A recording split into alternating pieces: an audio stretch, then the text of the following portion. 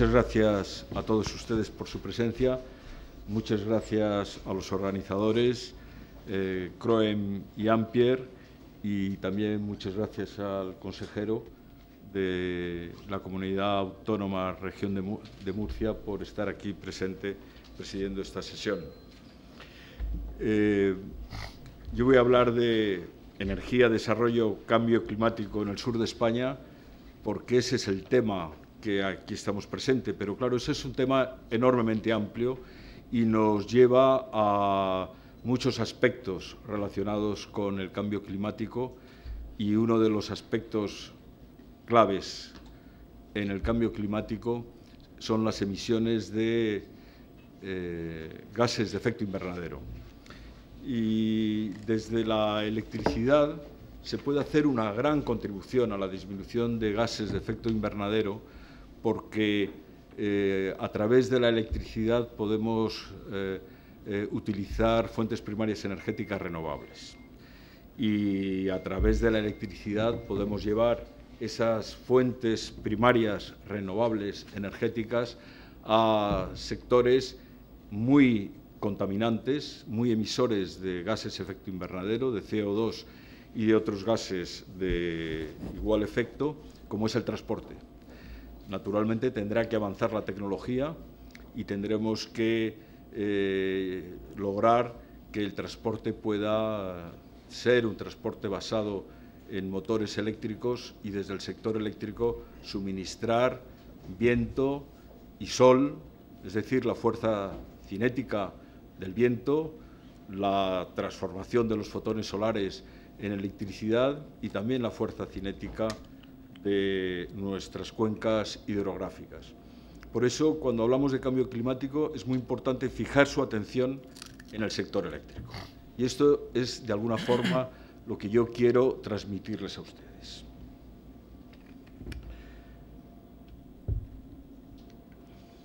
Algunas cuestiones previas que quiero ir dejando como principios desde los cuales yo parto para que se entienda mejor mi intervención. No hay sostenibilidad medioambiental posible sin sostenibilidad económica.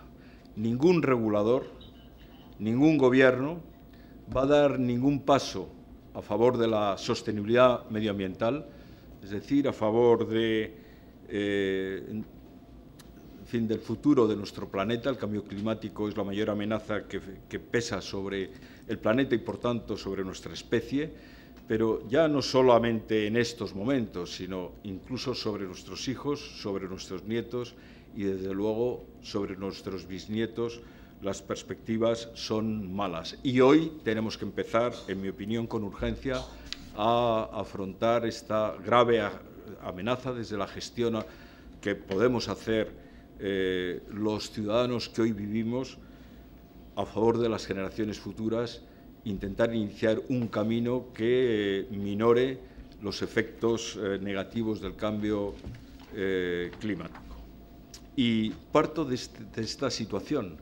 Si la energía eléctrica es muy cara, será muy difícil que los gobiernos sometidos al voto de los ciudadanos tomen medidas activas y firmes a favor del cambio climático. De alguna forma es una contradicción que está presente siempre en las democracias: los intereses del corto plazo, la visión del largo plazo.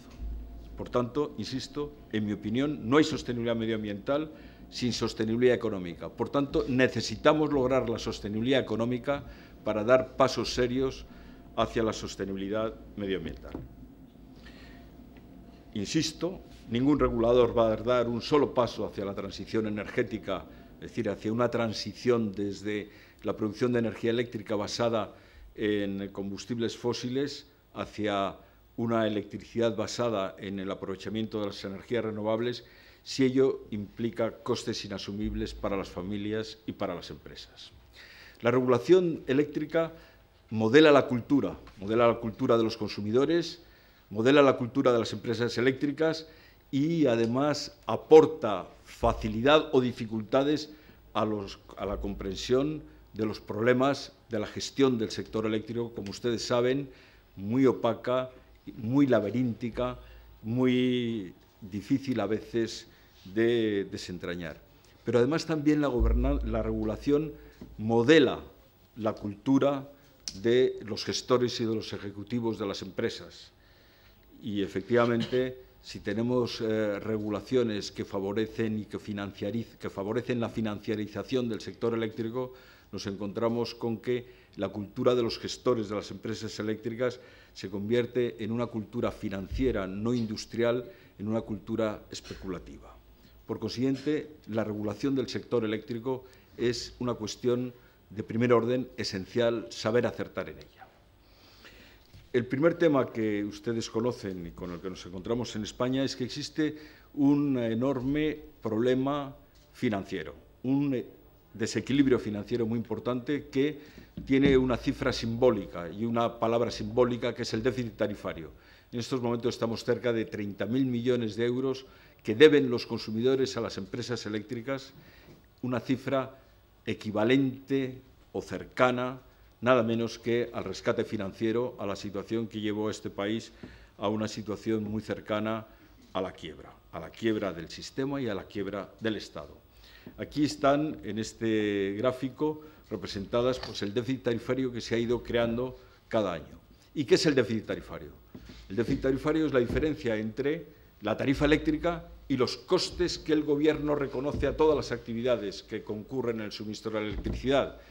Pues en el suministro de electricidad concurre pues, la generación con la energía nuclear, la generación con la energía hidroeléctrica, la generación con las centrales de carbón nacional, carbón importado y con centrales de gas de ciclo combinado, naturalmente el transporte, la distribución, etcétera, etcétera. Y todas esas actividades que concurren a la electricidad tienen unos costes reconocidos por las normas, por tanto reconocidos por el Gobierno, que sin embargo no son cubiertos por la tarifa. La diferencia entre los costes que el Gobierno reconoce a todas esas actividades y la tarifa, pues es una deuda, porque los consumidores no la estamos pagando esos costes reconocidos en el recibo de la luz. Y ven ustedes aquí en este gráfico de barras, por ejemplo, en 2008 la energía eléctrica fue 6.287 millones de euros más cara que los consumidores pagamos en el recibo de la luz. Pero cuidado, sí lo pagamos, aunque no lo viéramos, porque aceptamos, el Gobierno representando a los consumidores, un pago a plazo del recibo de la luz más una cantidad que quedaba oculta, pero que también era precio de la luz y que iríamos a pagar en los siguientes 15 años. Con lo cual, cada año hemos ido percibiendo que en el recibo de la luz pagábamos menos coste de la energía eléctrica, pero era solamente una apariencia. De la misma forma que sería una apariencia pensar que si compramos una casa y damos 100.000 euros de entrada y una hipoteca por 400.000 euros, a nadie se le ocurre decir que la casa nos ha costado 100.000 euros. Diremos que nos ha costado 500.000 euros, lo que pasa es que hemos aplazado 400.000 pues, para los próximos 15 años. Esto es exactamente lo mismo. El déficit tarifario es precio de la energía eléctrica que pagamos a plazo. Y en cada recibo de la luz está justamente el servicio de la deuda, exactamente igual que cuando pagamos una casa a plazos, que todos los meses tenemos que pagar parte de la amortización y parte de los intereses. Por tanto, muy importante, el déficit tarifario es la diferencia entre la tarifa eléctrica que pagamos y los costes reconocidos. Y subrayo, costes reconocidos, no costes reales. Costes reconocidos por las normas a la generación de energía eléctrica. Y esto pone de manifiesto una situación enormemente grave de este país, porque la energía eléctrica, en definitiva, es el corazón del sector energético. Con la electricidad se produce desde todas las fuentes primarias que podamos imaginar: fuerza cinética de los ríos, radioactividad de las centrales nucleares, fuerza cinética del viento, fotones solares, fuerza calorífica de los combustibles fósiles, petróleo, carbón, etcétera. Y la electricidad se convierte en el común de esas energías, en un vector energético que puede convertir todas esas energías en un mismo vector energético y, por tanto, a través de la energía eléctrica logramos la convergencia tecnológica y nos encontramos que con petróleo, con viento, con sol o con radioactividad, podemos iluminar las bombillas, podemos ver el ordenador, podemos calentar nuestras casas, podemos poner en marcha los motores de los trenes. Por tanto, la energía eléctrica es el corazón del sector energético y, por consiguiente, un elemento completamente básico y fundamental para la competitividad de nuestras empresas y para las rentas de las familias, porque todo lo que paguen las familias por la electricidad lo dejarán de pagar en otros sectores y, por tanto, también si la energía eléctrica tiene un coste elevado, transmitirán, de alguna forma drenarán su consumo de otros sectores que se concentrarán en el sector eléctrico y para las empresas, naturalmente, afectarán a su propia competitividad. Tenemos empresas que los costes eléctricos son superiores a los costes laborales. Si vemos la comparación a nivel de Europa, paso rapidísimamente, pero lo diré muy rápidamente, no hace falta que se fijen ustedes en las cifras, me creerán. En el segmento residencial de menor consumo eléctrico, España tiene un coste por la electricidad superior en un 20% a la media europea. En el sector residencial de mayor consumo, es decir, cercano a las capas medias o a las rentas medias, el coste de la electricidad en relación con la media europea es un 26,1% más caro. En el segmento de las pequeñas y medianas empresas, el coste de la electricidad en España es un 32,26% más caro que la media europea. En el sector de las medianas empresas es un 17%. En el sector industrial es el 13,08% más caro que en la media europea. Yo creo que se comprende perfectamente que esta es una situación insostenible y una de las causas de nuestra crisis. Por tanto, la regulación eléctrica es pieza fundamental para la transición energética, porque si no logramos que ese coste baje y sea sostenible para nuestra economía, no lograremos iniciar la transición energética. No lo lograremos porque no habrá ningún regulador que se atreva a dar pasos sin bajar los costes de la energía eléctrica. El sector eléctrico funciona como un sistema integrado en el más estricto de los sentidos. Todo lo que pasa en un rincón del sistema repercute en el sistema más lejano. Si nosotros apagamos aquí la luz, seguramente que tendrá que cambiar la topología y la circulación de los flujos por las redes eléctricas y modificarse la potencia de una central que a lo mejor está a cientos de kilómetros de aquí. A través de las redes eléctricas, de estas mismas que llegan aquí, estamos sincronizados de manera estricta, porque la energía eléctrica viaja, como ustedes saben, a una velocidad muy cercana a la de la luz. La regulación eléctrica determina la sostenibilidad económica del sistema eléctrico, condiciona el que la política de inversión en energías renovables y en la electrificación del resto de los sectores todavía no electrificados, como por ejemplo el transporte por carretera, sea posible, determina la competencia entre tecnologías, internaliza o no las externalidades negativas y positivas. Los economistas llamamos externalidades aquellas cosas que el mercado no ve. Pues el mercado ve cuál es el coste de la gasolina, pero no ve cuál es el daño que produce las emisiones de CO2 a la atmósfera. Esa sería una externalidad negativa. El mercado ve cuánto cuesta producir energía eléctrica con un panel fotovoltaico, con una central eólica, pero no ve el beneficio que produce a la calidad de la atmósfera al sustituir otras energías que sí emiten contaminantes al medio en el que vivimos. Y claro, sin tener en cuenta esas externalidades, las negativas y las positivas, la competencia en los mercados se convierte en algo desleal si se articula a través de una regulación que no tenga en cuenta estos efectos beneficiosos y perjudiciales para el medio ambiente en el que vivimos. Es, por tanto, fundamental comprender cómo opera la regulación vigente para poder identificar una regulación que haga posible e impulse la transición energética, es decir, que haga posible la transición energética haciendo posible la sostenibilidad económica del sector eléctrico, para el coste, la sostenibilidad económica para los consumidores del consumo de energía eléctrica. Y esto hay que decirlo porque si además las actividades del sector eléctrico no son sostenibles medioambientalmente, tampoco serán sostenibles económicamente, y seguro que alguno de mis predecesores ha hablado de las consecuencias económicas catastróficas del cambio climático si no hacemos esfuerzos por frenar su progreso. Muy rápidamente, porque esto ustedes ya lo saben, aquí en este gráfico vemos cómo se forma el precio en el mercado de la electricidad. Tenemos la curva de demanda muy vertical porque es inelástica en el corto plazo y que al cortar con el central que cubre la última unidad de demanda fija los precios en el mercado. Pero naturalmente antes se han acoplado centrales de muchos menores costes variables. Tenemos las renovables que tienen un coste variable cercano a cero porque el viento y el sol no tienen coste, tienen los costes variables de mantenimiento. La energía hidroeléctrica, podemos decir algo parecido. La energía nuclear, podemos decir algo parecido, sus costes variables son también bajos. Las importaciones se producen si efectivamente entran a un precio inferior al precio que se fija en el mercado español, las centrales de carbón y finalmente los ciclos combinados que fijan, bajo el supuesto de que hay plena competitividad, el coste de la energía en el coste del gas natural, que como ustedes saben está indiciado al petróleo, cuyo precio lo marca un cartel como la OPEP y está sometido naturalmente a problemas geoestratégicos, geopolíticos de nivel global.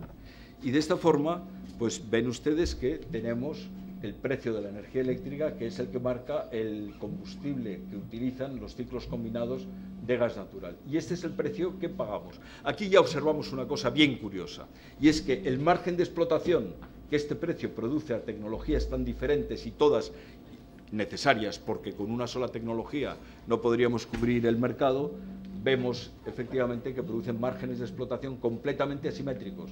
Margen de explotación cero a las centrales de gas natural que solamente cubren los costes de su combustible y elevados márgenes de explotación a todo el resto de las centrales que son inframarginales porque tienen costes variables muy bajos. Pero ahora bien, estos son los costes variables, pero las empresas y los empresarios tienen que recuperar no solamente los costes variables, tienen que recuperar también los costes fijos, es decir, tienen que recuperar los costes medios. Lo mismo que un taxista. Si hacemos una carrera, nos tendrá que cobrar, desde luego, la gasolina, porque si no, no nos hace la carrera, pero también tendrá que recuperar la amortización del vehículo, que tiene unos costes de inversión iniciales. ¿Y cuáles son? Aquí hemos visto los costes variables. ¿Cuáles son los costes medios? Pues los costes medios de las diferentes tecnologías son estos. Con lo cual, lo primero que observamos es que el mercado, sobre los costes medios, produce situaciones completamente asimétricas. ¿Cuáles son las consecuencias de un mercado que fija los precios de este modo? Pues las consecuencias son estas, que el mercado no cubre parte de estos costes medios, no cubre parte de estos costes fijos, no cubre parte de estos costes como decía, de los costes fijos de las centrales renovables, no cubre parte de los costes fijos de las centrales de carbón y no cubre los costes fijos de las centrales de ciclo combinado. Es decir, produce situaciones completamente asimétricas. Y esta es la regulación que tenemos. Fíjense que, de alguna forma, tenemos un mercado que no cubre los costes de centrales completamente esenciales para cubrir la demanda de energía eléctrica, pero, sin embargo, produce elevadísimos beneficios a las centrales hidroeléctricas y a las centrales nucleares, que están entre el 35 y el 40%, cubren entre el 35 y el 40% de la energía eléctrica que consumimos. Seguimos avanzando en el análisis y vemos qué es lo que pagan los consumidores con este panorama. Obviamente los consumidores tenemos que pagar los costes fijos, es decir, los costes medios, los costes variables más los costes fijos, porque si no, no se producirían las inversiones o se produciría la quiebra de aquellos inversores que no recuperaran los costes fijos, los costes medios, ¿no? Y los consumidores, por consiguiente, tenemos que pagar los costes fijos que no cubre el mercado de las renovables, del carbón y de los ciclos combinados, pero estamos pagando también el precio de mercado, con lo cual estamos pagando también beneficios elevadísimos a las centrales nucleares y a las centrales hidroeléctricas. ¿Por qué las centrales hidroeléctricas, que tienen grandísimas inversiones, no hay nada más que ver las enormes obras civiles para poder aprovechar la fuerza cinética de nuestras cuencas hidrográficas, tienen costes fijos bajos? ¿Por qué las centrales nucleares, que tienen enormes inversiones fijas, tienen costes fijos bajos? Pues últimamente lo han leído ustedes en el periódico, porque cuando en 1997 el primer gobierno de Aznar cambió la ley del sector eléctrico y dijo que a partir de 1997 las centrales existentes hasta ese momento, típicamente las centrales nucleares y las centrales hidroeléctricas, iban a percibir en el mercado unos precios, una retribución inferior a la que ellos esperaban cuando hicieron las correspondientes inversiones. Y, naturalmente, eso no lo querían los empresarios que habían invertido en centrales hidroeléctricas y nucleares, pero el Gobierno tampoco quería que hubieran medidas retroactivas que produjera esas pérdidas, que está prohibida además por la Constitución. Firmaron un protocolo eléctrico y se pusieron de acuerdo. Es decir, vamos a cambiar el sistema regulatorio, vamos a ir a un sistema de mercado, pero el Gobierno va a pagar una indemnización a los propietarios de las centrales existentes, de tal forma que los precios de mercado, que se estimaban entonces en 36 euros megavatio hora, no produzcan pérdidas de miles de millones de euros a los inversores que habían invertido en centrales nucleares y en centrales hidroeléctricas antes de la reforma de 1997. Esa indemnización se llamó costes de transición a la competencia y se valoró en 8.665 millones de euros. ¿Y cómo se cobraban esa indemnización? Pues se cobraba por una vía meridiana, ya había ejemplos además en otros países.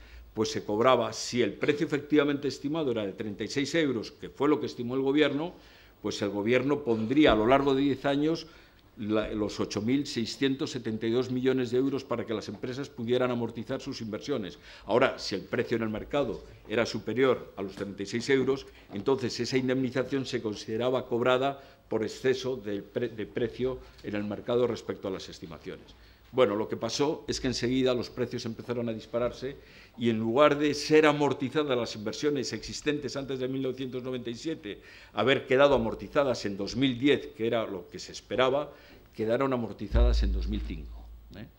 En 2005 quedaron amortizadas, en 2006 fue derogada la norma mediante la cual se amortizaban, porque ya habían sido amortizadas, e incluso, como había pasado un año, en lugar de haber cobrado 8.664 millones de euros, habían cobrado entre 1.500 millones de euros y 3.000 millones de euros más, cuestión radicalmente prohibida por la ley, y habrán ustedes oído de que la Fiscalía Anticorrupción está viendo por qué demonios esos 1.500 o 3.000 millones no han sido devueltos a los consumidores en este tiempo.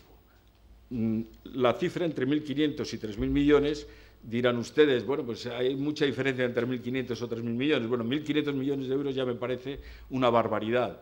3.000, naturalmente, me parecen el doble de barbaridad. La razón es según se ejecute o no se ejecute una sentencia de la Audiencia Nacional sobre plusvalías obtenidas por Endesa en la venta de Viesgo a Enel, donde había instalaciones con derechos a CTCs y, por tanto, la ley ya consideraba que esas plusvalías eran CTCs cobrados. Se trata de una ley, de una sentencia todavía no ejecutada o pendiente de ejecutar por las dificultades.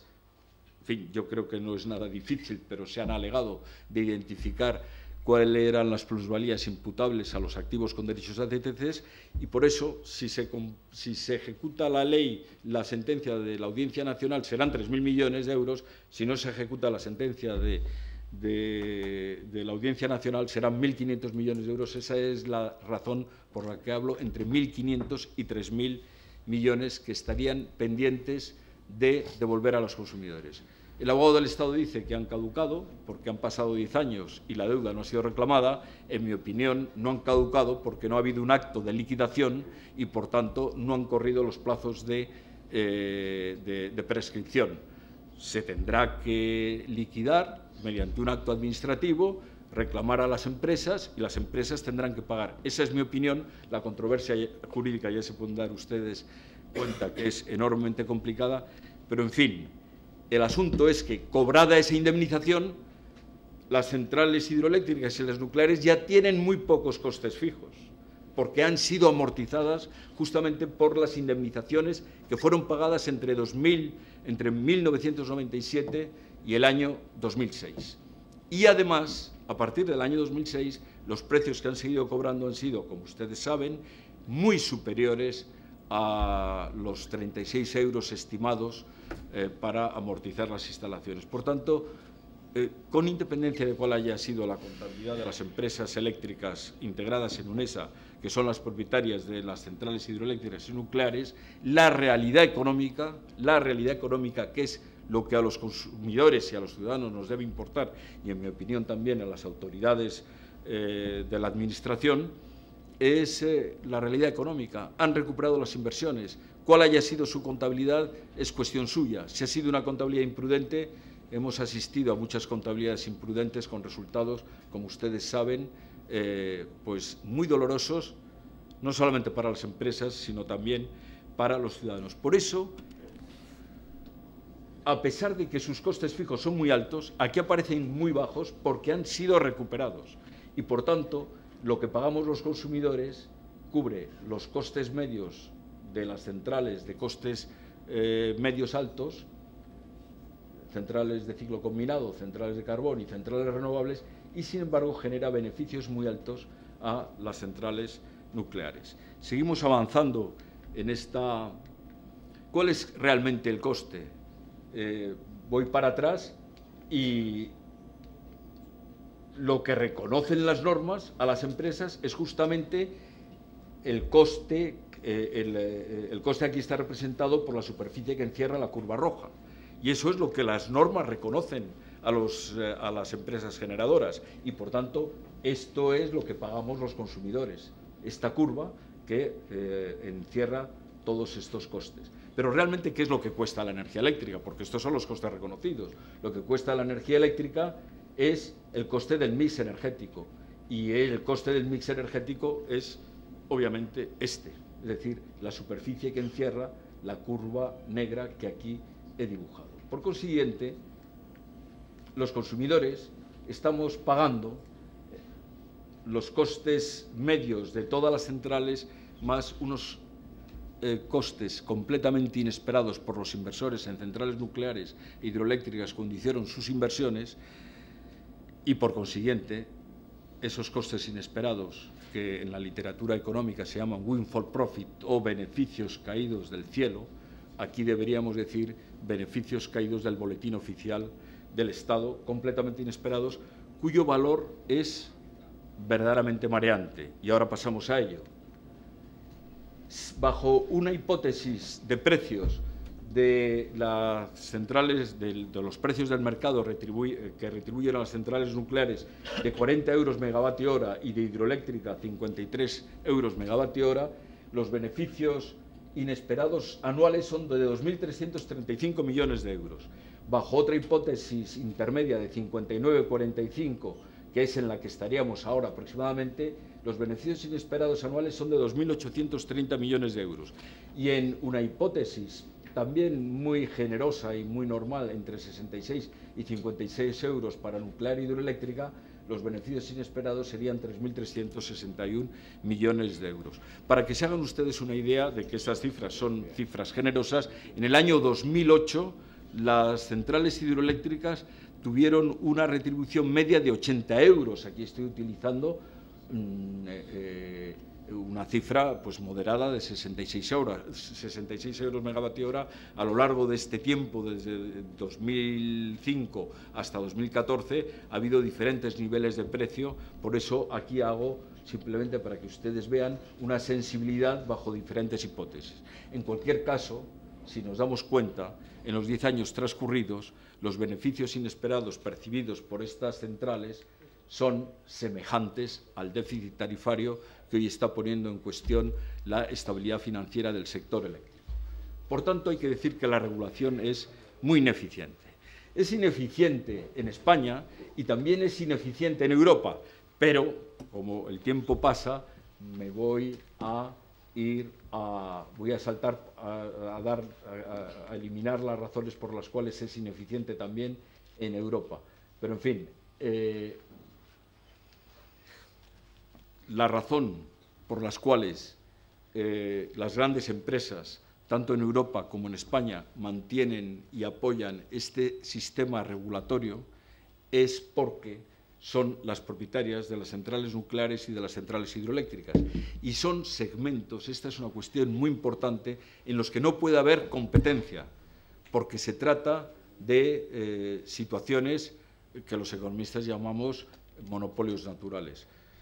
Ya podrán ustedes darse cuenta que nadie puede competir con el aprovechamiento hidroeléctrico de un determinado codo del Ebro, que no es replicable ni existe en ninguna otra parte y que además se explota mediante una concesión administrativa en régimen exclusivo. Decir que eso está en el mercado y que debe ser retribuido por los precios del mercado porque lo que producen es exactamente igual a lo que produce otra tecnología es simplemente dejarse cegar por la homogeneidad aparente de los kilovatios hora cuando detrás hay una diversidad y una situación económica completamente diferente. Por tanto, las razones por las que apoyan las grandes empresas, no solamente las españolas, sino también las europeas, las que tienen concesiones administrativas hidroeléctricas y las que tienen centrales nucleares, son las que apoyan este sistema marginalista de retribución porque le supone, y vamos a hablar con toda claridad, rentabilidades del 700% en el sector hidroeléctrico y del 200% en el sector nuclear. Por eso resulta una broma pesada para muchos inversores, que la reforma eléctrica que se haya hecho diga que las instalaciones tienen que ser retribuidas mediante rentabilidades razonables y aplicar solamente este criterio y de esa manera a una parte de los inversores y no a la totalidad.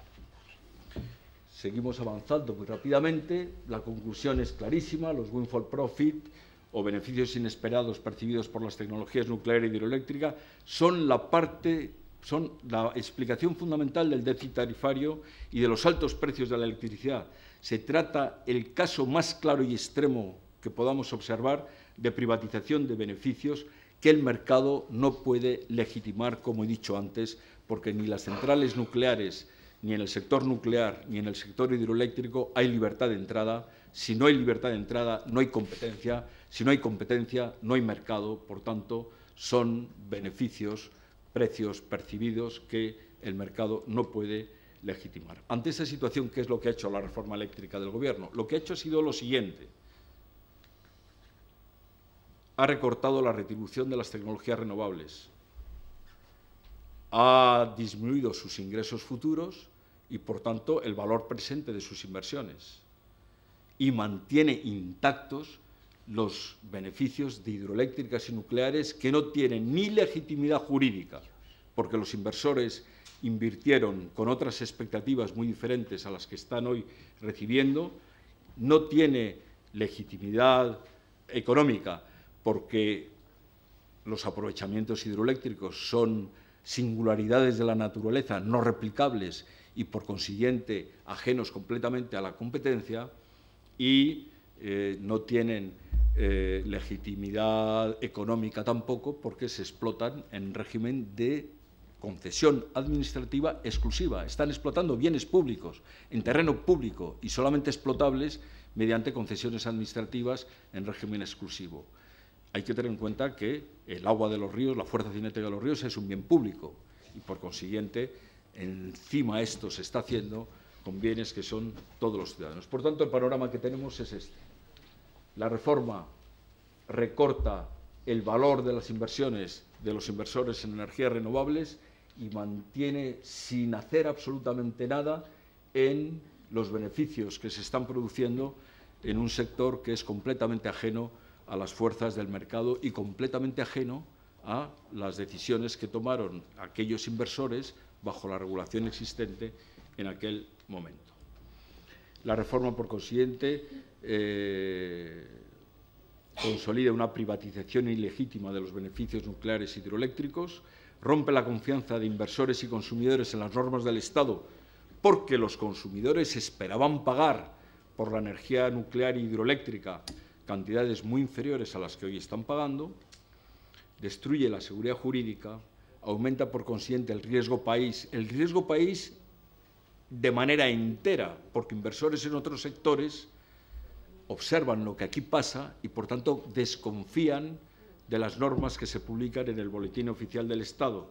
Por consiguiente, aumenta el riesgo país, lo cual se llama algo que ustedes conocen muy bien, que se llama prima de riesgo, que es la prima que todos los inversores añaden frente a las incertidumbres. Y aquí aparece, con el ejemplo que hemos visto en esta reforma eléctrica, una incertidumbre de naturaleza regulatoria. Y, en mi opinión, la mayor responsabilidad de un gobierno es garantizar que los que escribe en el Boletín Oficial del Estado es creíble.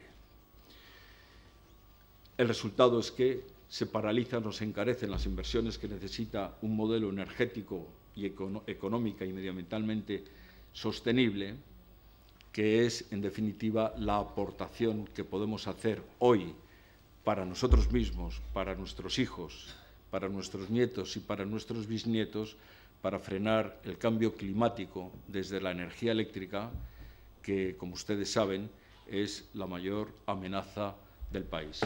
Y existen alternativas. Las alternativas existen, realmente han sido apuntadas. No hay nada más que restaurar el régimen retributivo para todas las inversiones realizadas de acuerdo con el marco regulatorio bajo el cual los inversores decidieron y tomaron sus decisiones, tanto para las centrales renovables como para las centrales históricas, típicamente nucleares e hidroeléctricas. Mantener el mercado spot de la electricidad, este mercado sencillo, porque nos va a dar una indicación de cuál es el precio, la alternativa térmica, y además traslada competencia a quienes compran gas y compran carbón en el extranjero para que lo compren lo más barato posible, para que sus centrales puedan entrar en el mérito, en el orden de mérito lo antes posible, con lo cual tiene ese doble efecto. Primero, es un precio de referencia térmico y, segundo, proyecta competencia en el abastecimiento de las energías primarias. Tercero, retribuir las inversiones existentes por diferencias entre la retribución de su específico marco retributivo, el que tuvieron cuando se hicieron las inversiones respecto a las existentes, ¿no? Por diferencias por los precios del mercado. Es decir, aquellos que tienen precios medios superiores al precio de mercado deben recibir primas equivalentes, positivas, pero los que tienen precios medios inferiores al precio de mercado, lo que tienen que hacer es pagar primas al sistema. De tal forma que, si así se hubiera hecho, el mayor coste de la primera generación de energías renovables hubiera encajado perfectamente en ese agujero que hemos visto de windfall profit, sin presionar al alza el coste de la energía eléctrica para los consumidores españoles, por tanto, sin poner en cuestión la competitividad de nuestra economía y las rentas de las familias. Y, finalmente, para las nuevas instalaciones podemos recurrir al precio del mercado, pero un mercado de subastas por tecnología, de tal forma que tengamos la garantía de que las autoridades administrativas reguladoras no tienen información simétrica. ¿Necesitamos 3.000 megavatios eólicos? Pues los 3.000 megavatios de menor coste que nos ofrezcan los inversores en eólica. Lo mismo para los fotovoltaicos, los mismos para los solares de alta temperatura, pero también lo mismo para aquellas centrales de apoyo que necesitemos de gas, de ciclos simples y demás. De esta forma se establecerían por vía mercantil, recurriendo al mercado y, por consiguiente, revalorizando el mercado y hablando, por tanto, de auténtica liberalización, conseguiríamos precios ajustados a los costes que marcara la competencia. Naturalmente, estos son conceptos generales, porque no vamos a llevar a subastas a los inversores que quieran poner 3 placas fotovoltaicas de 3 kilovatios en el tejado de su casa. Esto no tendría sentido, pero sí para inversiones de mayor tamaño, que además marcarían y darían una indicación de cuál es la tarifa eléctrica que deberían tener los pequeños inversores que no tienen, en energías renovables, que no tiene sentido llevarlas a subastas públicas. Hay montones de soluciones respecto a esto.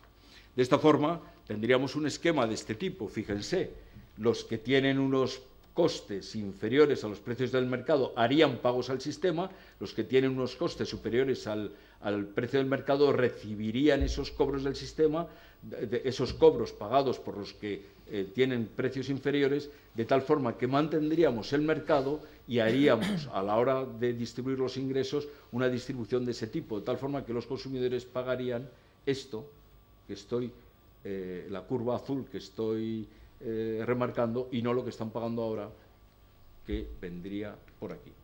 Seguimos, acabo ya. El mercado para las nuevas tecnologías tendría este aspecto. Aquí tendríamos las primeras inversiones realizadas en la primera generación de renovables, que nos ha permitido que la segunda generación de renovables tenga menos coste, porque se ha avanzado en rendimientos, se ha avanzado en tecnología y se ha avanzado en escalas de fabricación. Pero estamos ya muy cerca de que las inversiones en nuevas centrales renovables ya tengan precios inferiores a su alternativa térmica. Por eso es muy importante establecer la referencia térmica, de tal forma que, si nosotros respetamos a los que iniciaron el camino, los que sigan a los que empezaron el camino devolverán las primas que durante este periodo de arranque de la transición energética los consumidores han pagado. De tal forma que finalmente podríamos tener en perspectiva una imagen de este tipo, pues no sé, hacia el año 2030. Naturalmente se habrán cerrado las centrales nucleares, por tanto, ya solamente habrán sido sustituidas por energías renovables con costes inferiores, claramente inferiores a los de las centrales nucleares, y los consumidores estaremos pagando este precio, el que encierra la curva verde. En el futuro, en definitiva, las centrales renovables pagarán al sistema los windfall profit que respecto al precio de mercado obtendrían, teniendo en cuenta la propia perspectiva de bajada de costes por avances tecnológicos, rendimientos y economías de escala que ya su curva de aprendizaje nos está mostrando. En definitiva, la electricidad es el principal vector energético que puede permitir el aprovechamiento masivo de recursos autóctonos renovables, cuestión no solo clave para la gestión del cambio climático, sino también para alcanzar en el medio plazo la mayor contribución a la competitividad de nuestra economía que puede imaginarse. Y ustedes la conocen de sobra: independencia energética, seguridad de abastecimiento, tecnología e innovación, creación de tejido industrial, empresas y empleo, mejora de nuestra balanza de pagos, preservación de los recursos naturales de alto valor económico, contención de la contaminación medioambiental y aumento de la competitividad. Y aquí remarcho lo que antes he dicho: no hay sostenibilidad económica, medioambiental sin sostenibilidad económica, pero tampoco hay sostenibilidad económica sin sostenibilidad medioambiental. La reforma del sector eléctrico es, por tanto, inexcusable y todavía, en mi opinión, no se ha hecho. Tan profunda tendrá que ser que debemos partir de cero. Muchas gracias.